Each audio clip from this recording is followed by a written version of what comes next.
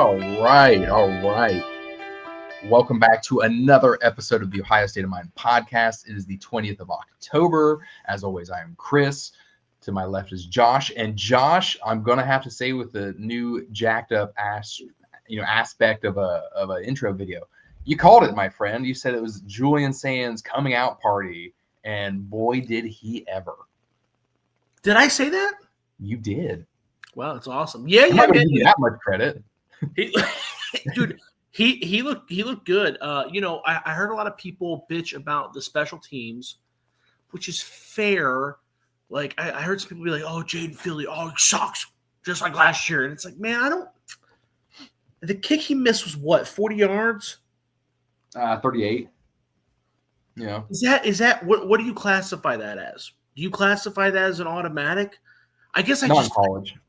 Not in college, no. Right. So, like, what your standards for Ohio State? Like, should we view that as a chip shot, or what were your thoughts on the Jaden Fielding dilemma? That's really the only thing to bitch about was the special teams, and even I don't know if I want to bitch about it. Okay, well, Doug chimes in. There's a lot of possible topics tonight, fellas. Should be a good show. I mean, we've got all the time in the world, and guess what? Buckeyes don't play this week, so we've got a little bit of ample time to answer any questions out there. Will jumps in, digging the new intro.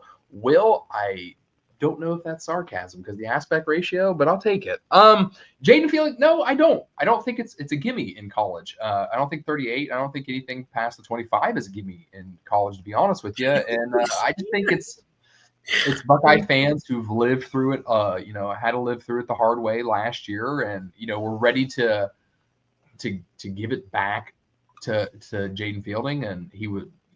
Looking good the whole first half of the season, had one miss, but it was against a Minnesota team and it was a career haul. But I think too much.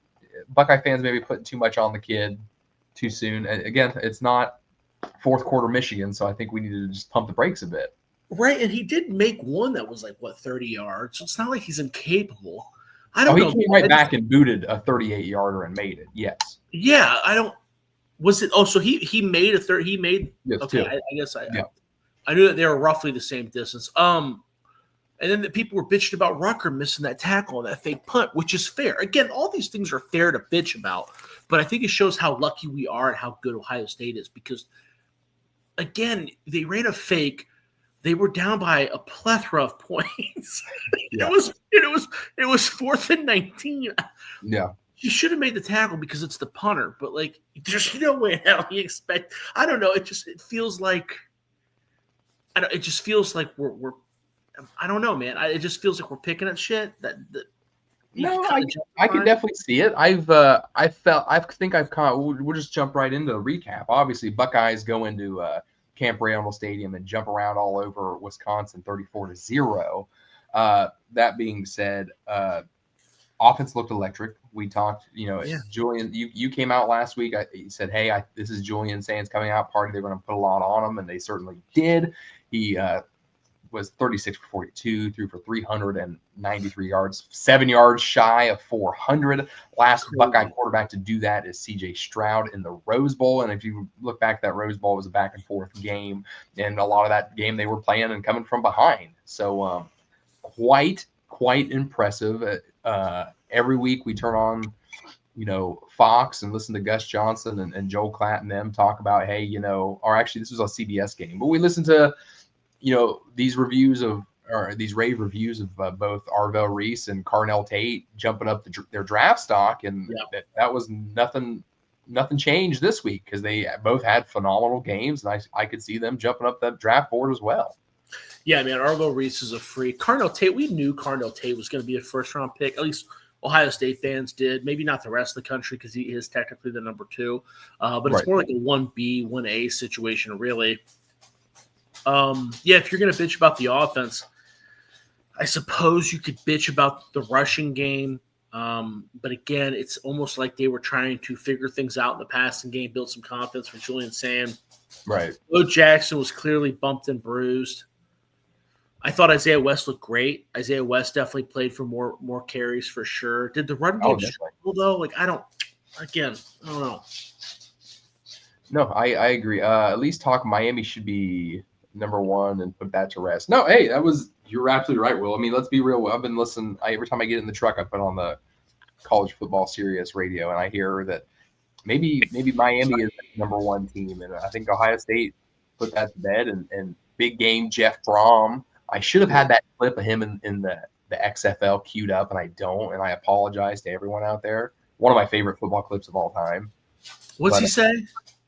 The championship game, and he comes out and he says, "Hey, you're bumped and bruised. Are you going to healthy to play?" He's like, "Question number 1, do I possess air in my lungs? Question number 2, is this the XFL?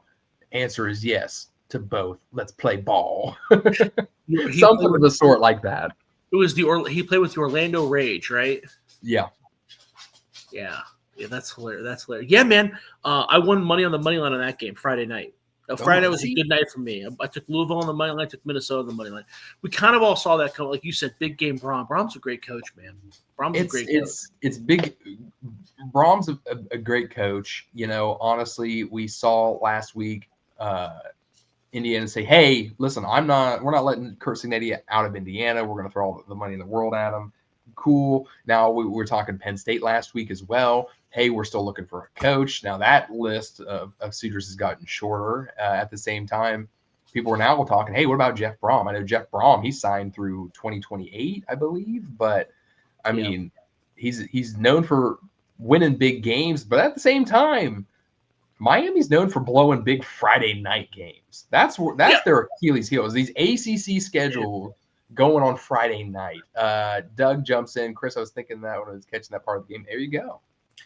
Cristobal is going to find a way to Cristobal. I don't think he's a bad coach, but he's the kind of coach. He's like James Franklin, right? Where it's really frustrating. You can almost call your shots when the dude's going to lose. You give a coach like Brom, who's a really good coach. We saw what he did at Purdue. He was building something special at Purdue. Left for Louisville, which was his alma mater.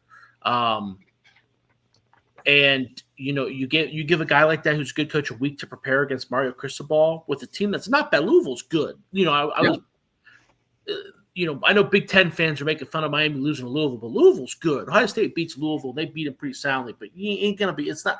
You're gonna, have to breathe hard a bit. Maybe I think Louisville hang with them better than Washington could, in my opinion. Yeah, so it was just a violent mix, dude. It was just a very, very obvious loss for Miami and Cristobal. For much as crap as I talk about Ryan Day or did before he won the national championship, he was always better than Cristobal in my eyes. No, wholeheartedly. I agree with you there, without question. Yeah. If we're getting back to the Buckeyes on this one, though, I think, like I said, you nailed it on the head with Julian saying. Everybody and their brothers been saying Carnell Tate could be a number one receiver in any of these teams in the country. He's just absolutely killing it. I said it last week, and I'll still stick with it. If the Buckeyes wanted to, they could throw nothing but hooks, curls, and comebacks to Jeremiah Smith every play, and he'd be in the top 5 in receiving in the country. Yep, without question. Secondary looked good. We saw a lot of youngsters. We got a lot of youngsters got to come in and get some quality snaps. You said yourself, Isaiah West came in, got some good carries.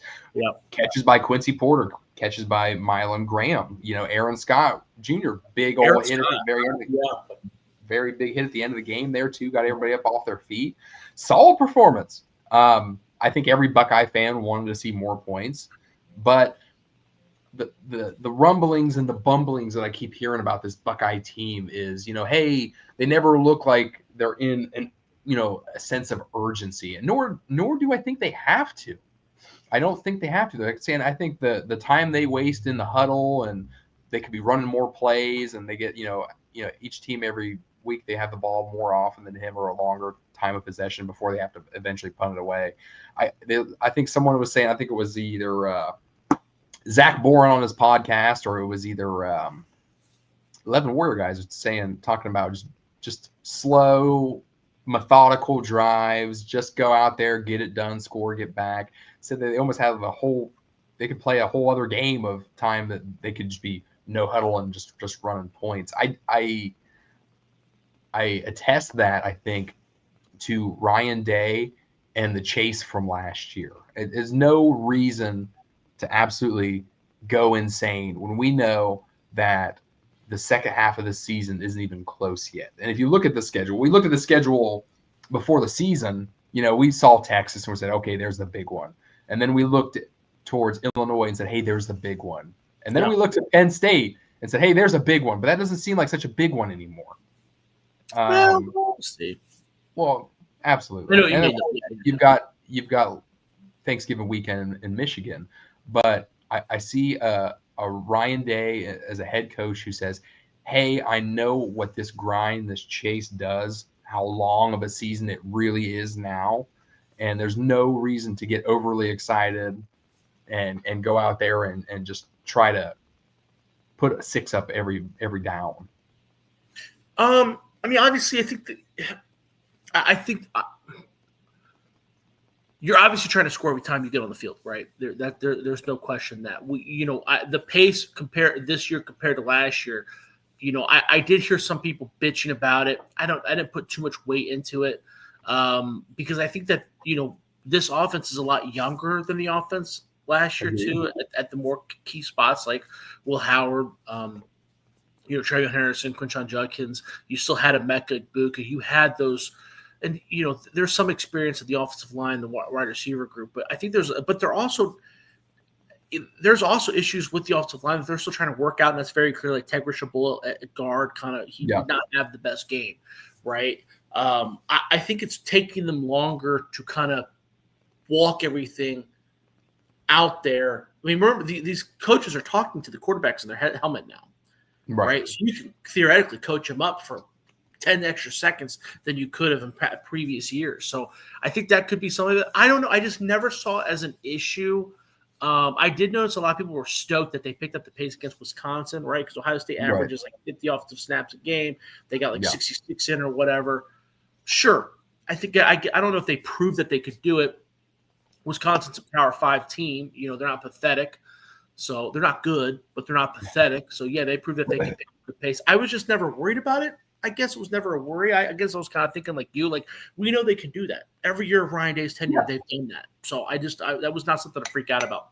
No, I don't think it's a thing. It's definitely a talking point. I was thinking about that when I was catching that part of the game. No, absolutely. And I think at the same time, you look at the Buckeyes, you look at the schedule. Like I said, hey, we're looking towards the end of the season. We've got Penn State coming in.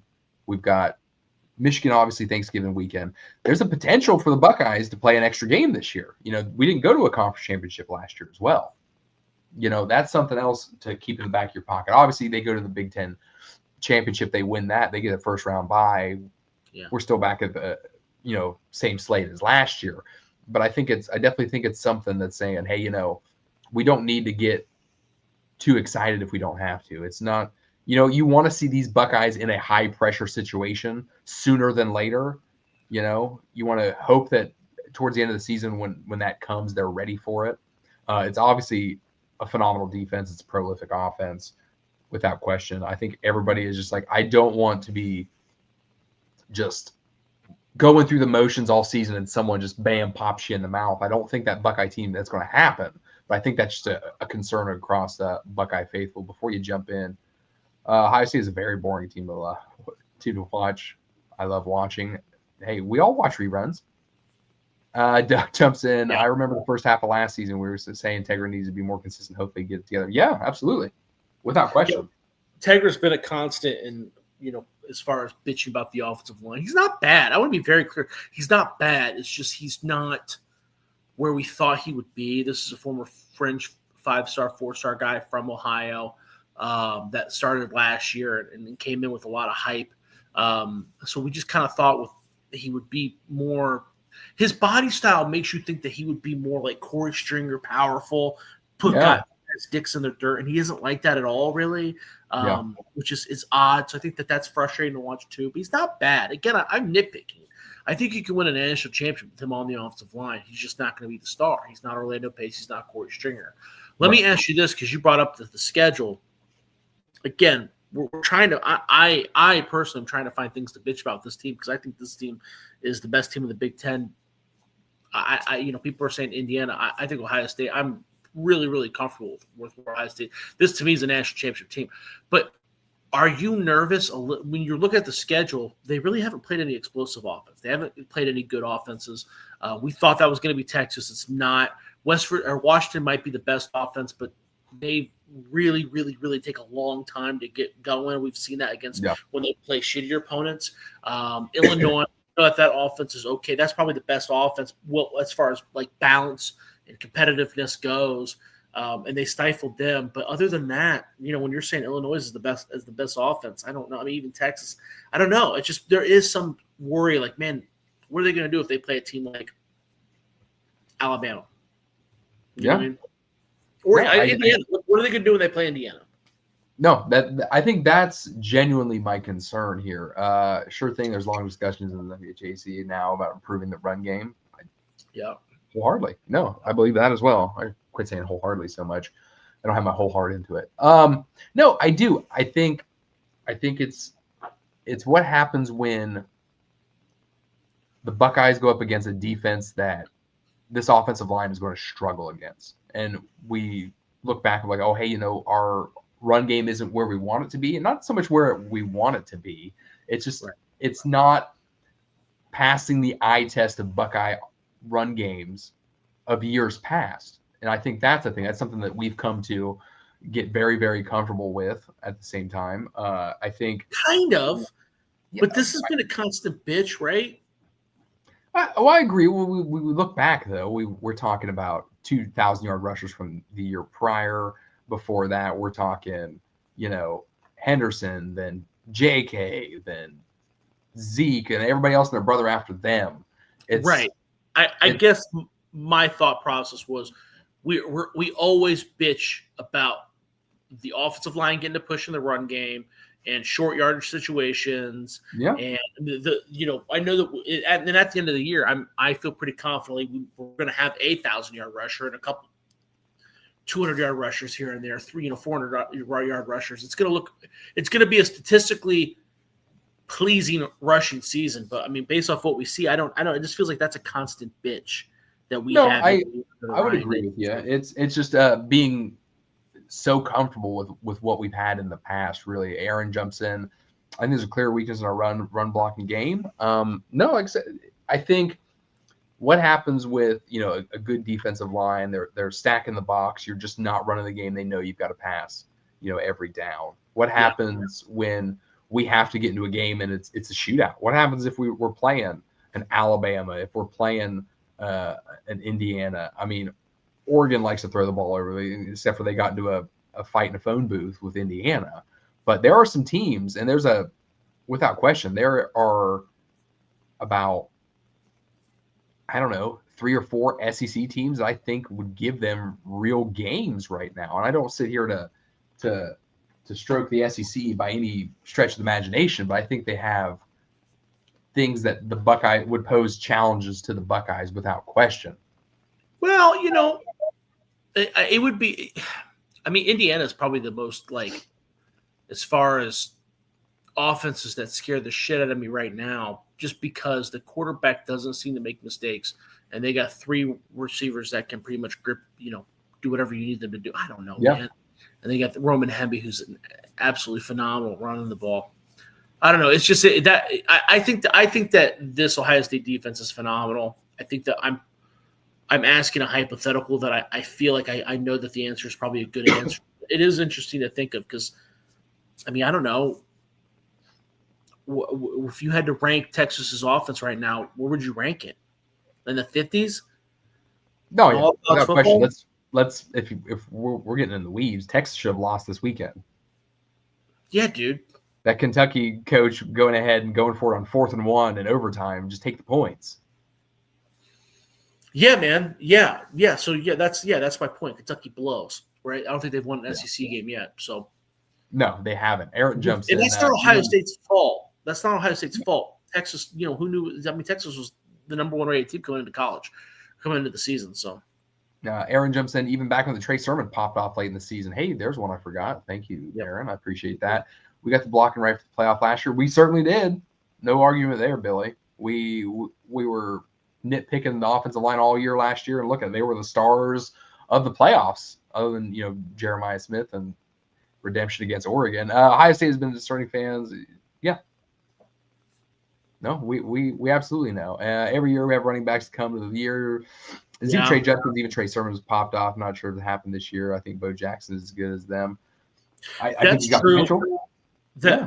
That's true with the Judkins comment too. We act like Judkins just had this phenomenal year, but he really shined against shitty competition. But remember that Oregon game, he looked like shit, right? Yeah. That was the only good team that they played until they played Michigan, which was late, right? And then he really did shine. He did have that late season shine. So I forgot when he really did shine, but that's true. I agree, and I think, to your point and not to your point to a sense. We've had through the season. We've had 7 games. We've had 2 times a running back's eclipsed 100 yards, and that's both against Grambling State and Ohio. Is that right? Only twice? That is right.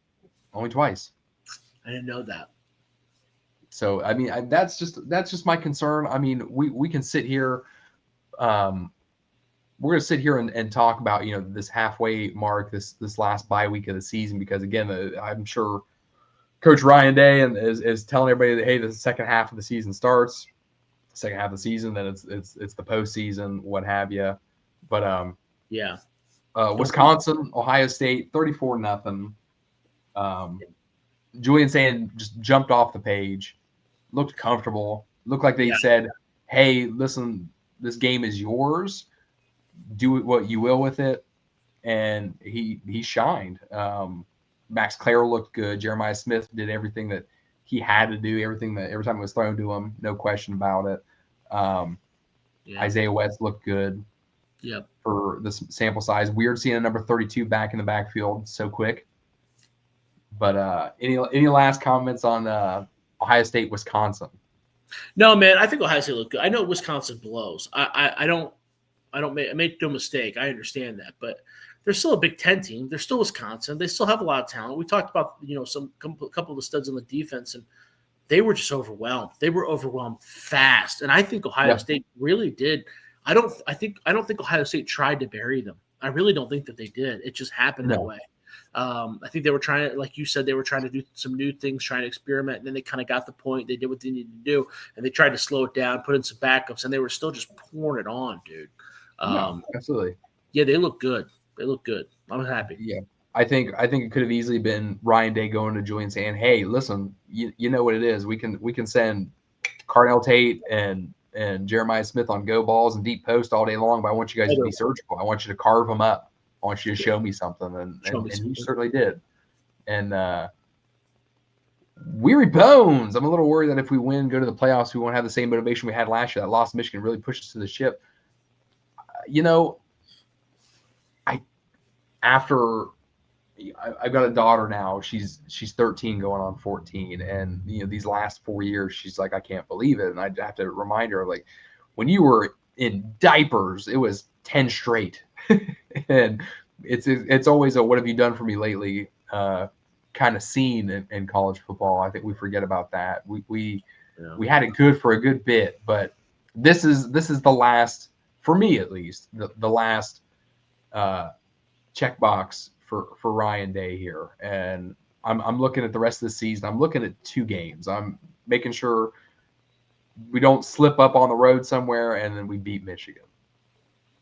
I'm gonna be honest with you. Even if they lose to Michigan again, I don't know if I give a fuck, bro. Because Weary Bones is saying, with that playoff, man, you can't use that fresh motivation. Now, with that said, I don't think that this team needs that. I don't really think last year's team needed it. I still kind of get weary about giving Michigan credit for that, because I do, but maybe whatever. I'm not gonna. They were pissed off. There was a fight afterwards, so I'm not gonna act like it didn't have some kind of an impact. I just don't know if Ohio State would not win the national championship without that loss. This is a whole new group of dudes, man. Think about all. I mean, these guys are trying to carve their own path. Julian Saint's trying to go down as one of the greats. Caden Curry, Kenyatta Jackson. They were patient, waiting behind.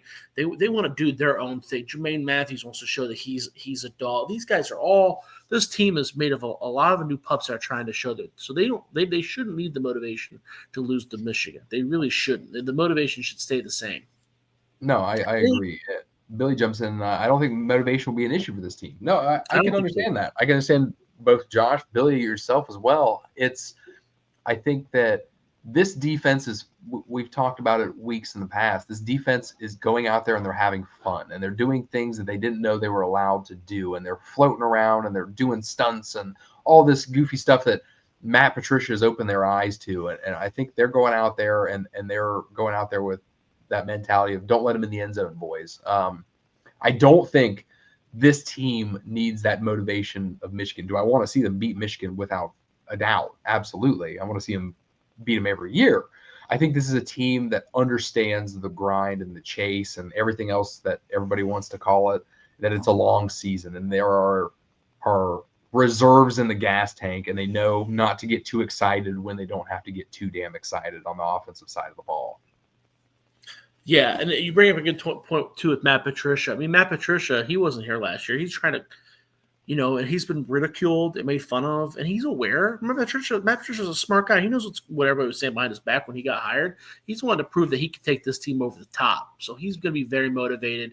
Brian Hartline, he wasn't calling plays last year. He wants to prove that he's not a dumbass and he can do it.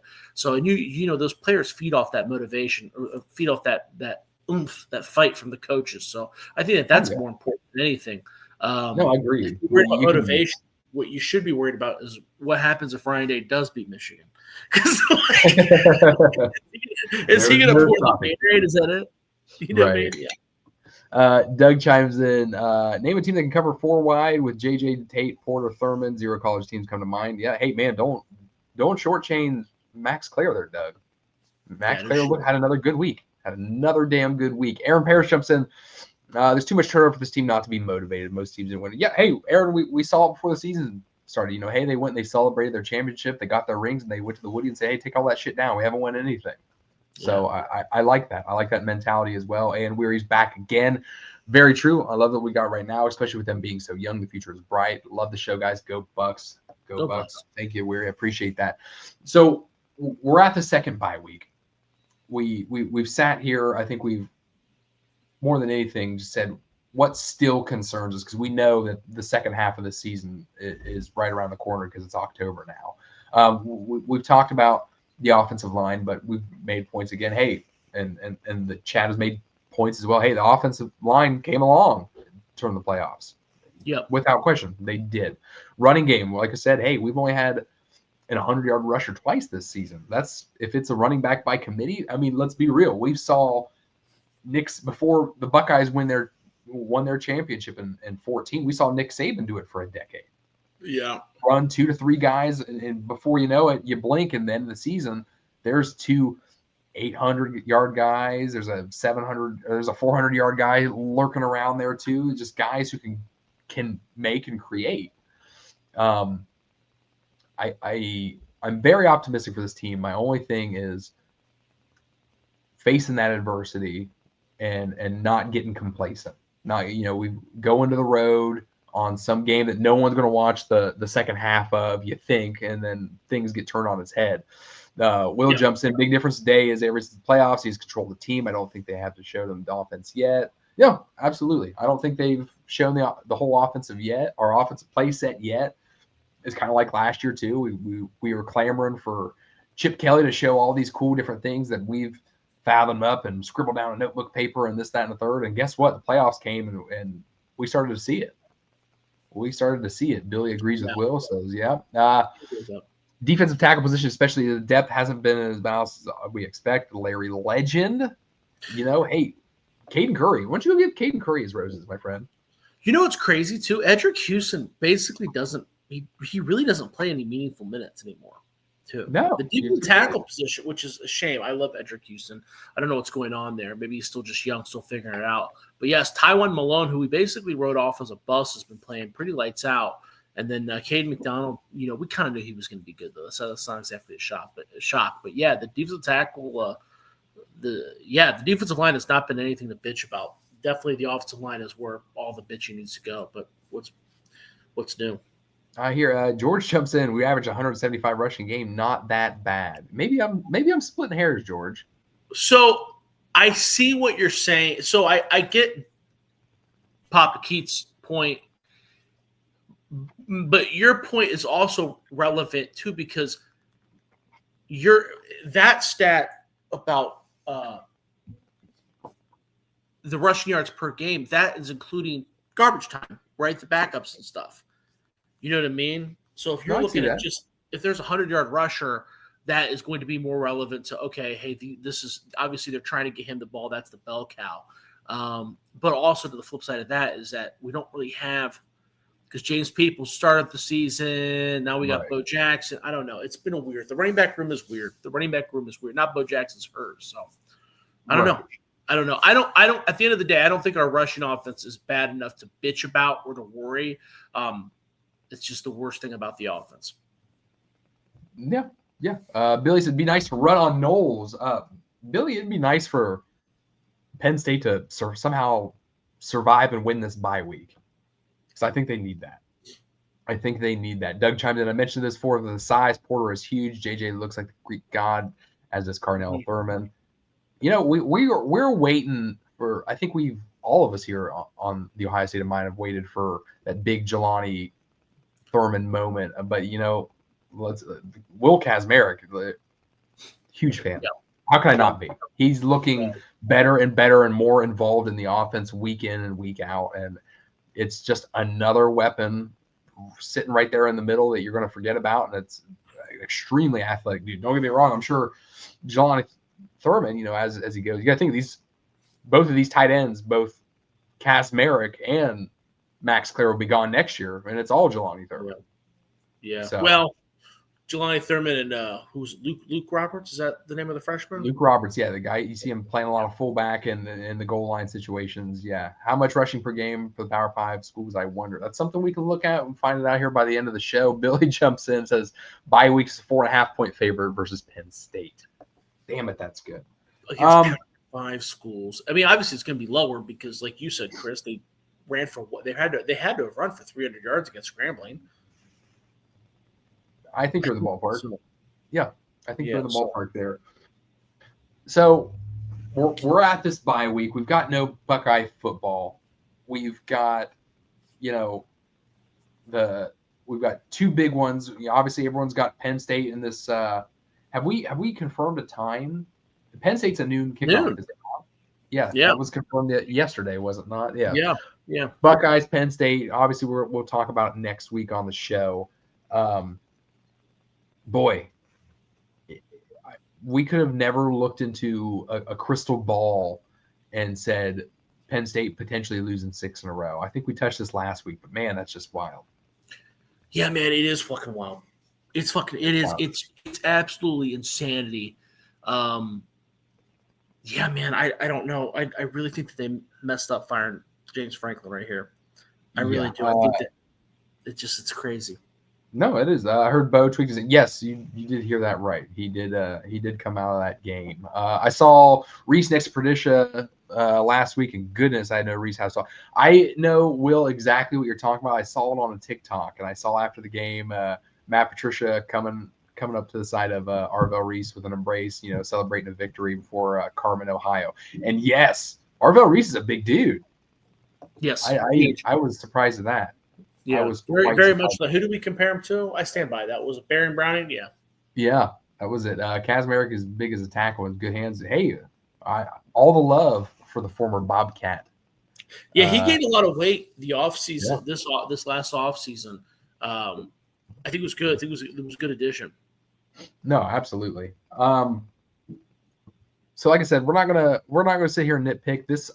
I think the rest of this season, all the way up to the 27th of November, is nothing but fine and minutiae tuning of this team. Yeah, man. I mean, Penn State, even a shitty Penn State team, though, they're gonna have a pretty. I mean, you know, they're still 5-star athletes, right? Those running backs are still going to be early round picks. Drew Aller is going to be an early round pick. Danny Sutton's is going to be an early round pick. So we're still going to be able to learn something from that game. Probably going to be a blow up, but we'll still be able to take something away from it. But yeah, last week we learned a lot about the Big Ten.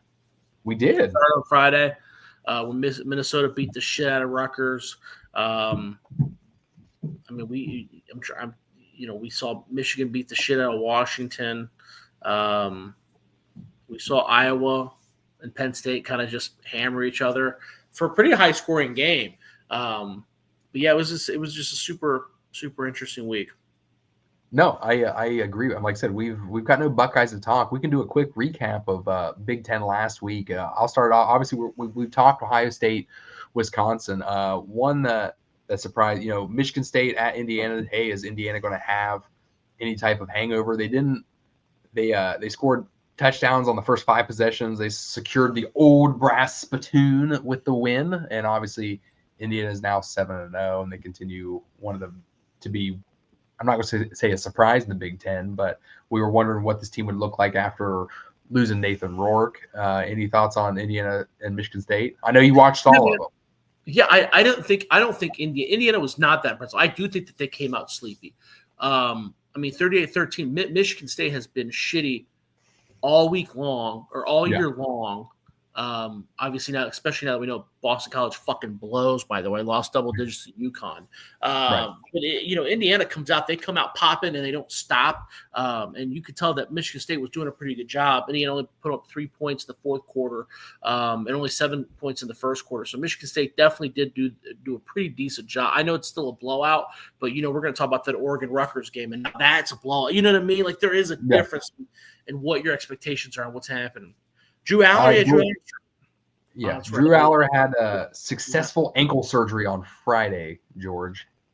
But they're still going to have some fucking 4-star guy there. You know what I mean? Like, it's still Penn State. It's not like you're playing scrubs, right? Those guys can't. Right. But at the same time, they put up 21 points last week, and none of them were from that 5-star quarterback or 4-star quarterback, my friend. No, they blow. They definitely do blow. I'm just saying there will be something to take away from that game, I think. No, absolutely. And like you're saying, hey, about Ohio State. Billy says, hey, Penn State's got nothing to lose. Absolutely. And Will chimes in, who does Indiana have left? The bottom of the barrel in Penn State, the bottom of the barrel in Big Ten, I think maybe Savannah School for the Blind. I don't know. But dude, that's a good question. Let's look that up. Dozens of the cameraman was following Arvell Reese off the field, and I saw triceps were enormous. Right? Yeah, he's a big dude. Big dude. So Indiana plays UCLA, Maryland, Penn State, Wisconsin. Wow. Yeah. This could be interesting. They can name the score the rest of the season. Maybe. They really can. Maybe. Yeah. Other pretty much sucked. Yeah, no, absolutely. Other Big Ten matchups this past week, we had Washington at Michigan. Michigan prevailed 24-10. Wolverines held the Husky offense in check the whole damn game. Some terrible turnovers there in that one. Washington couldn't get out of their own way. Some interceptions that were just some bad passes or some things like that. Michigan's defense showcases strength, remains one of the a top defense in the Big Ten, I think.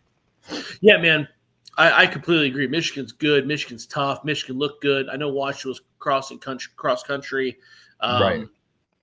But you still don't expect them to get blown out. I mean, like you said, they were just shut the fuck down. So, and I think Bryce Underwood's getting better as the year goes on. So yeah, Michigan we need to continue to monitor this team and their growth. I'm going to come out and say this here, and I'm going to put this on record. This is the last season of Big Ten play that I'm going to hear the cross-country trip excuse. I'm going to go out here and say it. Dude, it's real, though, man. You're right, but I'm going to also tell you this. These kids are now almost pretty much professional athletes. They're getting paid. They're on private jets. They're on private charters, however you have it. But yeah.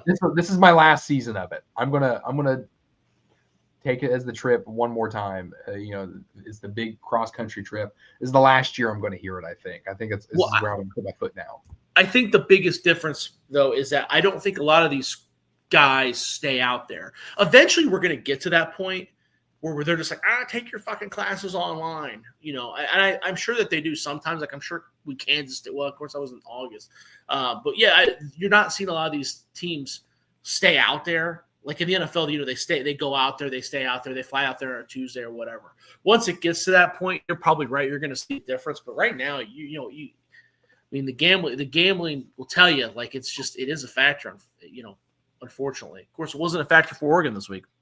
Exactly. Um, Penn State still has Kotelnicki and no receivers or that NFL tight end. No, he certainly doesn't.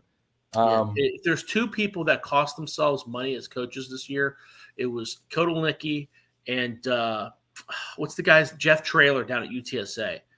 Both those guys had double-digit head coaching interviews last year, and they decided to go back.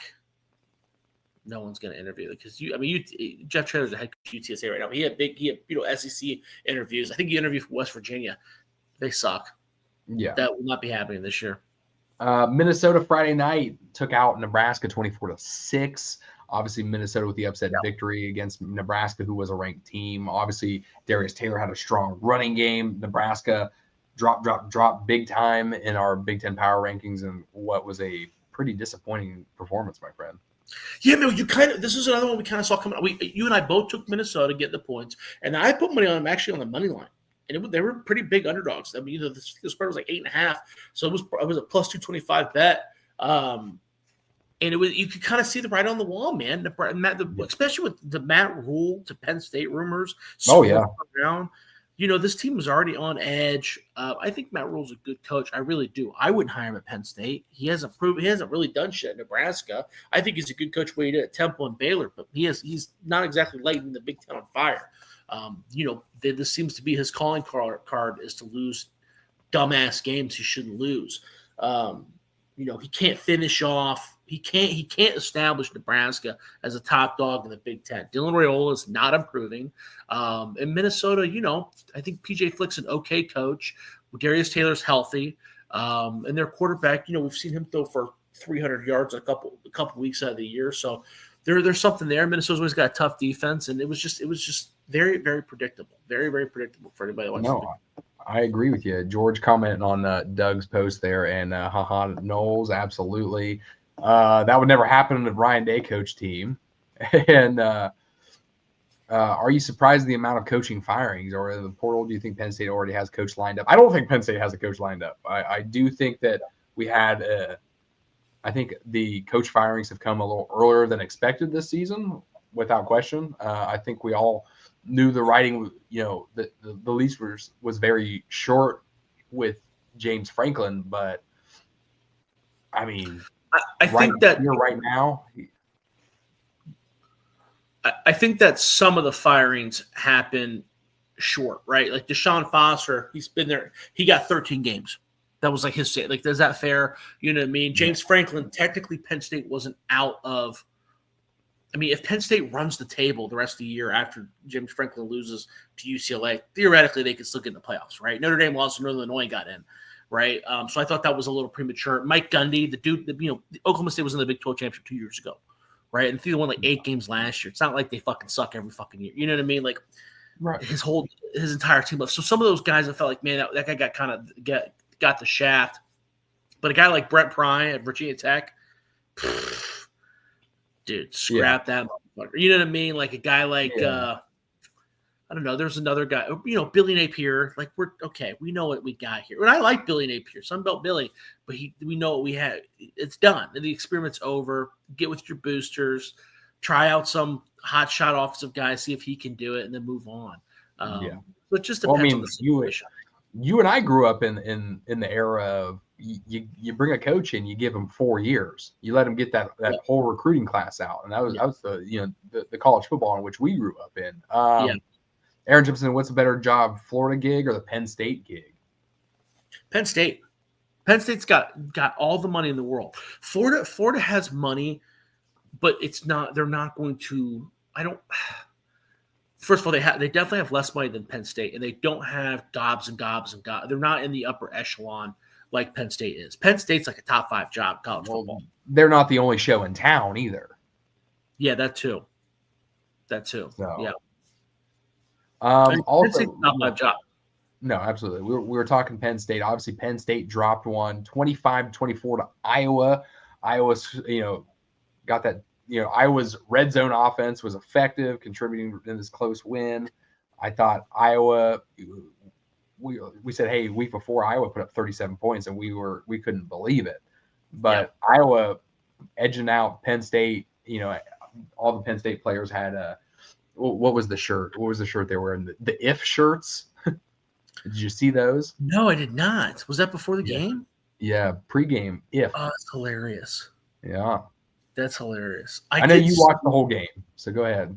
I did see because there was 2 games where the quarterbacks were so bad, the stat lines were hilarious, and this was one of them. The guy completed like 12 passes or like 40 attempts or something like that, threw like 2 interceptions. This game, I don't know. There wasn't. It's hard. It's hard to figure out how to take away from this game because Penn State's so bad. Like Penn State's not Penn State, dude. I don't know. Yeah. I don't know. When you watch it, it's like they're just not Penn State, right? And like you said, like Iowa didn't. I don't know, man. You expected more from Iowa, right? Did you not? No. Yeah, absolutely. I expected Iowa to lather it on a bit more. At the same time, I'm almost convinced that the Penn State team had the same thing happen just like in Space Jam, and the Monstars came and took their essence, their athletic ability. Bro. Because they've got the best, what we were calling the best running back tandem in the country coming into the season, maybe second behind Notre Dame, but everybody was calling it. Yeah, man. It's weird too the fall of Nick Singleton, because I like Nick Singleton. I'm not really understanding that. I think it's because Penn State has been so poor in the trenches, and he's more of the thunder to the Catron Allen Lightning. So right. Catron gets out in space, and the run game is more designed for him to be out in space. And Singleton's more of a bam, bam, bam, bam, bam. When your offensive line blows, it's harder for the bam, bam, bam guy to get any kind of moment. I think that's what's happening, but I'm not entirely sure.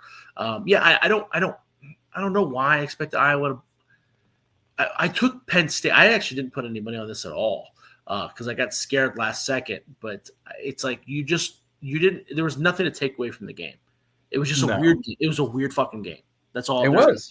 You don't know what Penn State is, and Iowa didn't dominate. So, but it's the same thing you could have said last week when they played Northwestern.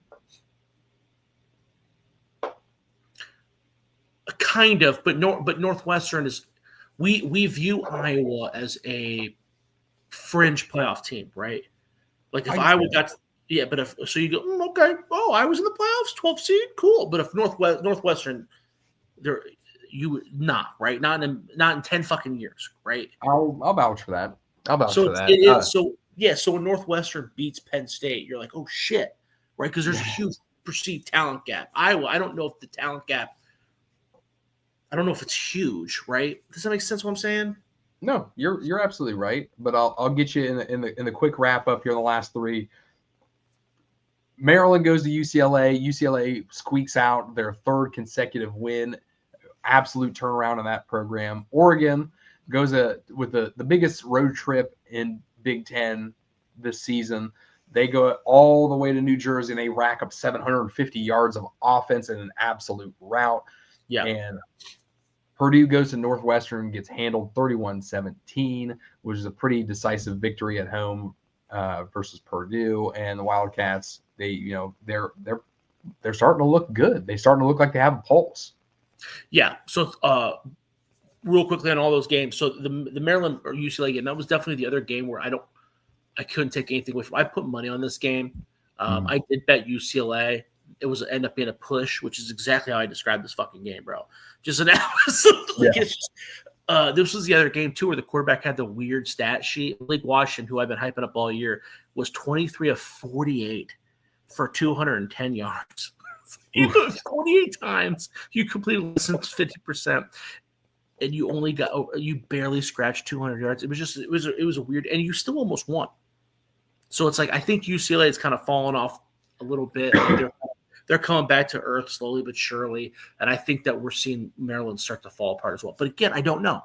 Maybe both teams have a pulse. I'm not giving them enough credit. Oregon dominated Rutgers. Rutgers is not as good as we thought. They just aren't, and I'm bummed about that, but they're not. It's really weird. Their defense has fallen apart. It was usually the strength, and now their offense is the strength. I don't know what to say about that.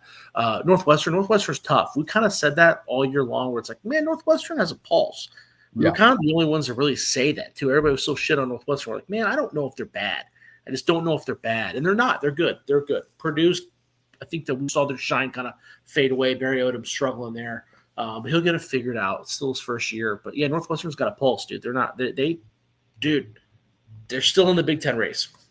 Yeah, you're absolutely right. Doug chimes in, since they're trying to find a new coach, does it mean Penn State is in the bargaining phase now? I'll see myself out. Jumps back in. Dave Braun, the Northwestern coach, would be a hard out for the football school. Yeah, I could see that. Yeah, I mean, you want to see a little bit bigger of a resume because remember, he got thrust into that role as he was God, where was he before that? He was the defense coordinator like North Dakota State or some shit. Yeah, NDSU, yeah. Is that right? Did I get that? Yeah, I think you're right. I think it's NDSU. That was a recap of last week. Obviously, no Buckeye football this week. Last bye week. No, last week without any more Buckeye football all the way, hopefully, through, I don't know, February. We can keep our fingers crossed with the Buckeye, Buckeye. Big Ten football that we have this week. We've got Northwestern going to Nebraska. Nebraska being a 7-point favorite. This is a noon kickoff on Fox Sports 1. Who you got, my friend? Yeah, man. So I do think Nebraska bounces back. There should be a pretty decent talent gap here. What was the spread I gave you? 7? Yeah. That spread has not changed. Probably because everybody's confused because Northwestern has looked so good and Nebraska has looked so poor. But I'm going to go ahead and take Nebraska here. I don't know if I have the balls to put my real money on it, but that's where I lean for the show. No, listen, I think they've got to get back in the good graces. They know they had put up an absolute fucking clunker last Friday night. They looked bad at all aspects of the ball game. They really did. I'm going to take Nebraska on this one with a bounce back without question. Will jumps in. Did you guys get to see the image next to my name? No. Oh, look at you. Look at those grotesque devils. It's us. You can't tell his thumbnail. Yeah. Oh, okay. Love it. Love it. We've got Rutgers, a 2.5-point favorite, traveling to Purdue. This is a noon kickoff. It's on the Big Ten Network. What are we thinking? God, we got two teams that are at the bottom of the fucking barrel. I can't give up Rutgers, dude. I can't give them up. I still think there's talent there, man. I think there's something there. I don't think I got the balls to bet on it, but I lean Rutgers for sure. I'm going to go with this is my alley-oop of the week. Purdue's going to bounce back at home. They know that their schedule doesn't get any easier. No, they want to handle business here because it just doesn't get easier. And they want to get this game that they have a chance to win. Give me Purdue in this one. Give me Purdue by a touchdown, my friend. Ooh, okay. Give me Purdue by a touchdown here. Very nice. Also, big noon. We've got UCLA making the travel to Hoosier Land. They're going to Indiana. Indiana being a 25.5-point favorite. This is a noon kickoff on Fox Big Noon Saturday. Do we have to? Is 25 enough? Dude, no, I'm taking Indiana, bro. I think that I'm not going to bet on. I don't have the balls to say, hey, I'm going to bet on this with my own money just yet. But I definitely lean Indiana. I don't think that Signetti looked pissed at the Michigan State game. They looked frustrated. They didn't look good. Yeah. They didn't look good. They didn't look like they were just smothering Michigan State. They just flat out didn't. So, yeah, I think that he knows that, and he's going to try to take it. I think some of the shine wore off on UCLA. God bless them. God bless them. They made it last for 3 games, but it's over. Yeah. Indiana's going to really show out. But, again, I don't know if I got the balls and put real money on it. No, you guys were cut off last week in the most commenting of the Kurt Barton. We will talk Kurt Barton at the very end of the show, my friend. As soon as we ended the stream, like, oh, hell, we just missed one. We've got you, Will. Yeah, we got you. Indiana, name your score. I think the most you're right. They won big, but they did look like they, as a possible hangover. They didn't look explosive, and that's they look like Oregon. Yeah, they Signetti, that's what he wanted to see. My favorite thing of last week though was the Signetti lookalike that was in the stands. Oh yeah, dude. A couple different times. Loved it. Give me Indiana by hell. Give me Indiana by 30. I can see it. Illinois. Yeah. Illinois takes a trip out to Washington, where Washington is a 4.5-point favorite. This is a 3:30 kickoff. It is on the Big Ten Network. Should be a fun one, huh? Dude, I love this game. I think I am going to put money on this. Illinois is coming off a bye. You know how much I like Illinois. That has not changed. Illinois is still a good team. I think Ohio State's just that fucking good, right? We do have a pretty good sample size of Illinois playing good teams like Duke to know that they're pretty goddamn solid. Washington, I don't know what they are. I don't know. I've been saying it for a couple weeks now. They barely beat a shitty Maryland team. They got the shit kicked out of them by Michigan. They got the shit kicked out of them by Ohio State. They barely beat a Washington State team. I think I'm going to put money on Brett Bielema getting points off of a bye week. Now, and you would think too, since it wasn't. I don't know. I just wish I knew the travel schedules of these teams. I just wish I did. No, I agree with you. You're right about Washington because it seems like just Washington gets in their own way. They've got so much talent. And I'll even go another week back. Michigan, obviously, they were just terrible picks, some bad route running across the middle as well. But at the same time, if you go 2 weeks prior, that Friday night game against Rutgers, that looked like some schoolyard or some recess football that was being played in that game. Yeah. It really did. I like Illinois here. Illinois says, hey, we might be out of it, but we're going to fight, scratch, claw, tooth and nail to get back into the good graces. Give me Illinois in this one. And Illinois, they're not out of the playoff race because they've only lost in Indiana, Ohio State. Now they got to fucking put up some style points, but they're not completely out of it. No. Yeah, so that'll be interesting. I agree with you on that one. 3:30 kickoff on CBS. We've got Minnesota going to Iowa. Iowa, who is a 8.5-point favorite. This looks like a fun game, doesn't it? Yeah, this game is. I'm not going to say the same thing I said last game, but after the big Minnesota win going into Nebraska, Iowa saying, hey, maybe we are a lot better of an offense than people have been giving us credit for. This could be an intriguing one. Yeah, no, I agree. I 100% agree. That it's really intriguing because I have no idea what's going to happen. I'm going to take Iowa for the podcast.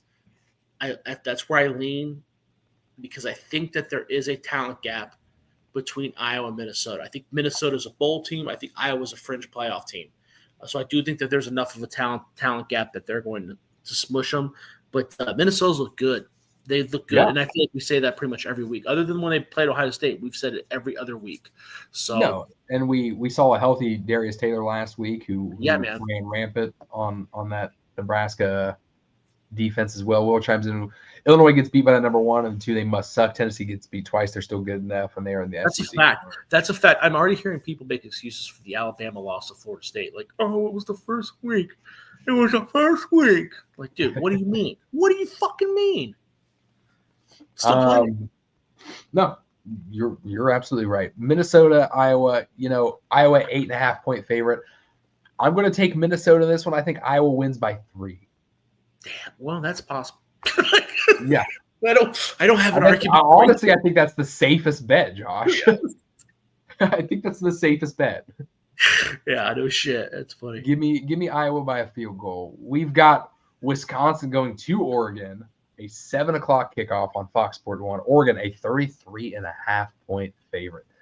Poor fucking Luke Fickell, huh? Dude, I think I'm going to take out Oregon.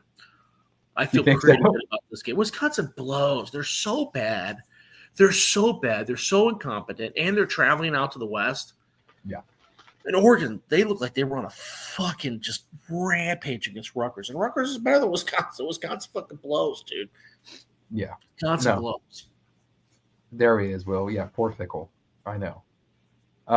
You don't know what you got till it's gone. The grass ain't always greener on the other side, but this grass is going to be green in Eugene, Oregon. Is going to be I think Oregon's unveiling their 122nd different jersey combo this week. They're going with a Grateful Dead inspired jersey. Yeah. But cool. I don't think there's anybody outside of Eugene that's going to be watching this game after the first quarter. Give me Oregon all day, every day. God, dude, yeah, that's probably a good point. Probably, yeah, I would almost be tempted to take the spread for just the first half. Yeah, without question. Michigan After their victory over Washington, they are a 14-point favorite going to East Lansing and taking on their in-state rival Michigan State. This is a 7:30 kickoff on NBC. You're going to have who is that NBC? You know, McCoy, let me rant for a minute. Why is it every time that a Big Ten game is a primetime game, the presentation has to have some sort of Fallout Boy in it? Dude, some kind of Fallout Boy that's song. so fucking good. That's such a good point. There has to be. All we know. Even Dude, even 2014 national championship. That's all they did all the time. That's so fucking crazy. I made this rant to my 13-year-old. She just wanted me to shut up, but someone had to hear it. It's a fucking good point. It's a good point. Who's the TV? I think it's the Big Ten Network, where it's always like a band from the fucking area. Like when they were playing, where did Wisconsin? What station was Wisconsin on last week?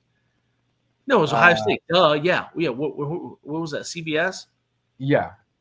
And then like they were like playing like fucking the Mighty Mighty Boss Toads or something. It's like, oh hell yeah. No, they're like, we gotta really tap into the culture here. Yeah, something like that. I remember it was like fucking we all float away or whatever, float on, Modest Mouse or some Modest shit. Mouse, yeah. I like that. Michigan coming off their big victory, they got to go to East Lansing. Who are you taking this one? 14-point favorite, Michigan. I'm going to take Michigan. Now, you might be, but I don't have a lot of faith in it. I lean Michigan because they just look flat out better, but I don't think Jonathan Smith is a dumbass. I think, and part of me thinks that Michigan State was looking ahead and Sherrone Moore is fighting for his job. So I think that there might be some, I don't know who the better coach is. I'm going to lean Michigan, but I'm not going to bet on it. I don't think so. I'm gonna lean Michigan on this one. I think that they are working on correcting themselves. If anyone sat here and thought the outlook for the Michigan Wolverines was super high this year, I think you were crazy. But obviously, Michigan, their brand of football, they're going to smash mouth you, and it's getting this young quarterback comfortable in an offense. And how you do that, you give them checkdowns, you give them screens, you give them bubbles, slip screens. Yeah, things of the running back, and that was, let's be real, of his passing yards. The majority of it was screens. Well, and in his defense, though, he's not really the issue with that passing attack. It's the receivers. Their receivers, their best receiver is Donovan McCulley, who was basically exiled from Indiana. They had the Michigan fans act like, oh, he left, he wanted to go to America. Dude, he was exiled in Indiana. They wanted to because he was at Florida State originally, if I remember right. They're just not. They have no receivers. But it is what it is. No, it is. And I think this is a Michigan victory. I don't see I can't circle one.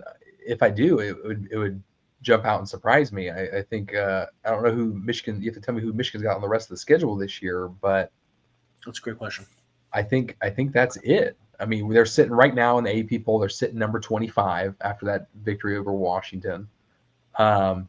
Will chimes in. Wish Big Ten marketing would convince networks to have a flex schedule. They lose so much with not having marquee night games.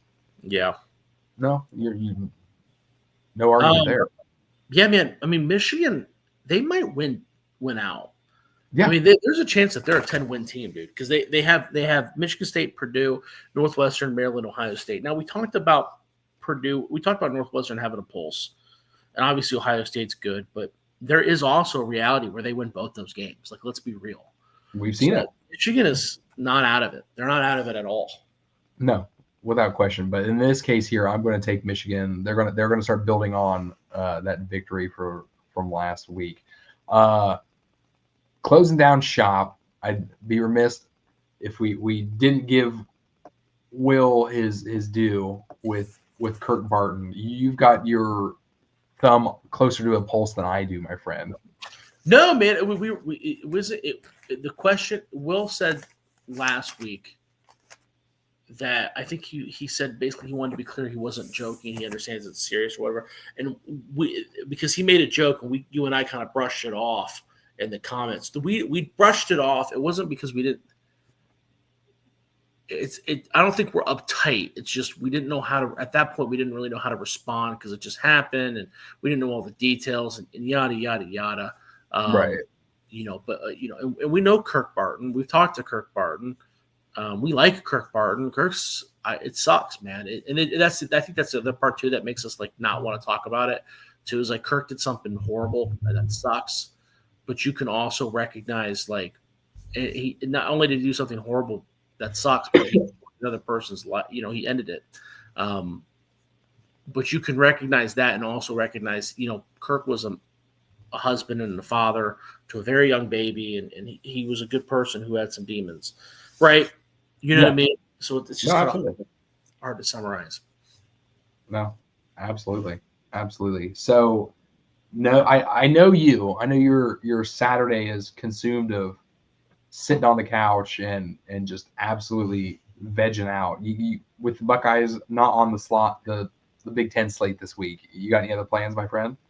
Oh, dude, no, man. It's gonna be football. Saturdays, I get to do the football thing. From noon to midnight, I get to do the football thing. Every now and again, I get groceries beforehand, or I think we went out to lunch and had to go wash Justine's car or whatever before the game started. Right. Or maybe, at 5 o'clock after the noon games are over and I got to watch the first half of the 3:30 games, we go grab lunch then or grocery shop or whatever. But I'm pretty much, there's nothing's going to go down on Saturdays, brother. Sundays, I don't give a shit about the NFL, dude. You didn't. Really? We've got time. What a performance by Quinshon Judkins, my friend. That's right. Yeah. Quinshon played really well. Oh, yeah, and I'll watch that. I watch the Browns when they're on, stuff like that. But I don't watch every single Browns game. I don't watch every single NFL game. I'm not doing it. So if Justine wants to do something that day, that's the day we do stuff. That's where you draw the line, huh? Yeah, dude. Saturdays are, especially now that I don't have to go to the stadiums, bro. Like I'm having a good time watching all these games, dude. Doug jumps in. The defense is looking scary, like the 85 Bears by Williams throwing the ball right to the defenders. Yeah, we were hyping up, especially before that Ohio State Washington game. We were hyping up. Desmond Williams. He's one of the more athletic quarterbacks they're going to face. And we've seen him play athletic. He didn't have a bad first half of that Ohio State-Washington game. He really didn't statistically, but he just really shot himself in the foot in that game. Yeah, I mean, he does what every young athletic quarterback does. They run around, and when they get in trouble, they throw picks. Yeah. Right? You see it with DJ Lagway. You see it with John Mateer. That's just how it goes.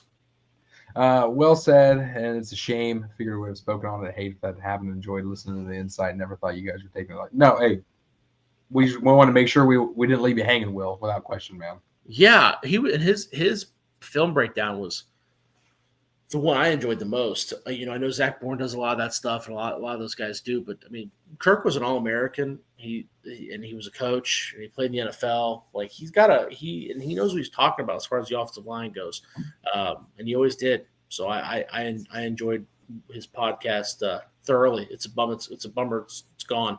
So. Yeah. No. And with that being said, we've hit our hour mark, and we are going to be gone for the week. We will be back on Monday. We're going to look at the upcoming blackout on Big Noon Kickoff. Are they still doing that? Still going all black unis? Anything? Yeah, even though it's during at like noon. Yeah. Yeah. Well, we're gonna look forward to that. We're gonna have time and recap all the Big Ten games of Week 9. There are some doozies on there. I think there's going to be some surprises on there. I hope make for some good Big Ten football. But we will be back next Monday. Same time, same YouTube channel. Please, if you haven't already, give us a like, comment, a subscribe. We'll see your comments on there. We'll give you guys a response back if we don't catch it here. We greatly appreciate each and every single one of you. You guys could be anywhere in the world, and you're here with us. Chris, get some NyQuil D. I'm telling you. It's just this weather change. First thing I said to Josh when I jumped on here. But you know what? It's usually right around this time because the kids are back in school. You'll come to see it when your kid goes to school. As soon as school starts, they'll bring that crud back. But now it's the weather's changing here, and I'm full of it, man. Well, his first week at daycare, he came back, and I couldn't leave the toilet. I was like, "What has happened?" It was like the first time I got sick, and like you weren't just hiding from him, no? Huh? Yeah, that's You want right. to I wish. Yeah. But yeah, dude, like Those he came back. It was the first time I've been legit sick since I don't know, forever. And I was like, what's happening to me? But as for the High State of Mind podcast, I'm Chris. He's Josh. We'll see you guys next Monday. And of course, as always,